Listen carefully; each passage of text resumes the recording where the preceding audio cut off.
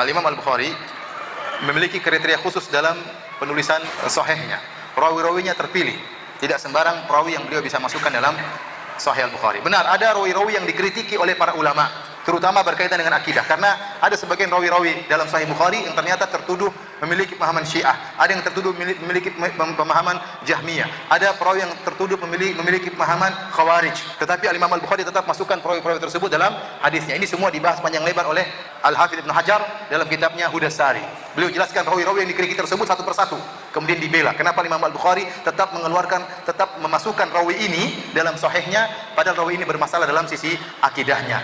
Ya, dijelaskan oleh Al-Hafidz Ibnu Hajar rahimahullah satu persatu. Di antaranya yang kita dengar akhir-akhir ini, ada sebagian orang yang menyatakan bahwasanya Al-Imam Al-Bukhari memasukkan dalam sahihnya perawi-perawi yang berpemahaman Syiah, sehingga mereka mengatakan tidak boleh kita mengatakan Syiah sesat. Kalau kita mengatakan Syiah sesat, berarti Sahih Bukhari sesat juga. Kenapa? Karena dalam Sahih Bukhari ada perawi-perawi yang berpemahaman apa? Syiah. Ya. Jawaban ini sudah dibahas oleh Al-Hafidz Adz-Dzahabi rahimahullah, dan juga sudah dibahas oleh Ibnu Hajar rahimahullah taala dalam kitab Hadis Hudas Sari. Ternyata kalau kita telaah perawi-perawi yang dituduh sebagai perawi-perawi Syiah dalam kitab Sahih Al-Bukhari, ternyata istilah Syiah tersebut tidak sama dengan orang-orang Syiah zaman sekarang. Ini dijelaskan oleh Al-Hafidz Adz-Dzahabi dan juga oleh Ibnu Hajar Al-Asqalani. Saya bacakan perkataan Ibnu Hajar Al-Asqalani dalam kitab Hudas Sari, ya, di jilid kedua, ya. Beliau berkata, jadi beliau jelaskan tentang masalah rawi-rawi yang bermasalah karena masalah akidah mereka. Seperti irja, beliau jelaskan juga. Ini ada rawi-rawi yang murji'ah tapi tetap dimasukkan oleh Imam Bukhari dalam sahihnya. Kemudian juga di antaranya wa tasyayyu'h. Apa kata Al-Hafidz Ibnu Hajar? Ini tasyayyu'h menurut mereka, istilah tasyayyu'h, istilah Syiah menurut para ulama di zaman mereka, para perawi kenapa dikatakan Syiah. Wa tasyayyu'h mahabbatu Ali. Namanya tasyayyu'h, Syiah maksudnya kecintaan kepada Ali. Wa taqdimuhu ala sahabah. Mengatakan bahwasanya Ali lebih baik daripada sahabat yang lain, itulah Syiah zaman dulu. Waktu terjadi fitnah antara Muawiyah dengan Ali bin Abi Thalib, banyak pembela Ali. Timbullah orang-orang yang mendahulukan Ali daripada mengatakan Ali lebih baik daripada sahabat yang lain. Itulah yang dikatakan oleh para ulama orang Syiah zaman dahulu. Itu pun bermasalah dulu. Itu pun bisa jadi periwayatannya ditolak. Kenapa Imam Bukhari menerima riwayatnya? Karena ada alasan. Sebenarnya ditolak. Cuma gara-gara mengatakan bahwasanya Ali lebih hebat daripada sahabat yang lain. Paham? Faman qaddamahu ala Abi Bakar wa Umar fahuwa ghalin fi tashayyu'ihi. Kata Al-Hafidz Ibnu Hajar, barang siapa yang mengatakan, jadi ada yang mengatakan Ali lebih hebat daripada sahabat yang lain. Ini pun sudah dituduh Syiah. Kata Ibnu Hajar, kalau ada yang mengatakan Ali lebih hebat daripada, lebih didahulukan daripada Abu Bakar dan Umar, kata Ibnu Hajar, ini adalah ekstrim dalam Syiah.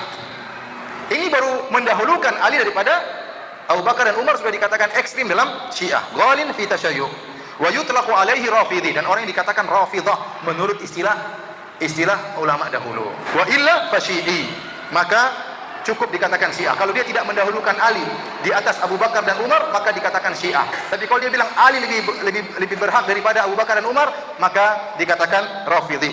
Fa in idhafa ila dzalika sabbu aw tasrih bil bughdhi, kalau ditambah dengan kebencian terhadap sahabat, maka dikatakan ghalin fi rafidah, fi rafdhi, yaitu ekstrim dalam rafidah. Ingat, inilah Syiah yang disebut oleh para ulama, ya, perawi-perawi bermasalah yang ada dalam Sahih Bukhari. Ternyata Syiahnya bukan Syiah seperti zaman sekarang. Syiah zaman sekarang yang mengatakan Al-Quran tidak lengkap, ya, yang mengatakan bahwasanya Al-Quran sudah ada pengurangan, yang mengatakan Abu Bakar dan Umar di neraka jahanam. Tidak ada dulu Syiah seperti ini. Ingat, Syiah yang mengatakan Ali lebih hebat daripada sahabat dulu bermasalah menurut para ahli hadis. Riwayatnya dipertanyakan untuk diterima. Bukan kemudian datang orang sekarang mengatakan tidak boleh kita mengatakan Syiah sesat. Kalau kita mengatakan Syiah sesat berarti Sahih Bukhari sesat. Ingat, Syiah yang sedang ada di zaman kita tidak sama dengan Syiah seperti istilah ulama di zaman dahulu. Saya sudah jelaskan perkataan Ibnu Hajar. Syiah zaman dahulu maksudnya apa? Cinta kepada Ali, membela Ali. Ali lebih hebat daripada para sahabat. Kalau yang parah, Ali lebih bagus, lebih utama daripada Abu Bakar dan Umar. Itu Syiah yang parah. Tidak sampai derajat sekarang. Al-Quran apa? Al-Quran tidak lengkap. Imam mengetahui ilmu gaib, bahwasanya Aisyah pezina, bahwasanya Abu Bakar di neraka, Umar di neraka, Umar lebih parah daripada Fir'aun dan macam-macam. Ini dari mana? Ini bukan, ini Syiah sekarang tidak disamakan dengan istilah para ahli hadis tatkala menilai para perawi. Saya contohkan di sini, atau Ibnu Hajar sebutkan tentang seorang perawi yang dikatakan Rafidhi, yang bernama Abbad bin Ya'qub Ar-Rawajini Al-Kufi. Dia dikatakan Rafidah. Kenapa? Ini perawi yang paling parah dalam Sahih Bukhari. Kesalahannya apa? Karena yashtumu Utsman radhiyallahu anhu. Dia mencela Utsman. Gara-gara mencela Utsman dikatakan apa? Rafidi. Ini perawi yang paling parah di mana? Sahih Al-Bukhari. Bukan mengkafirkan Utsman.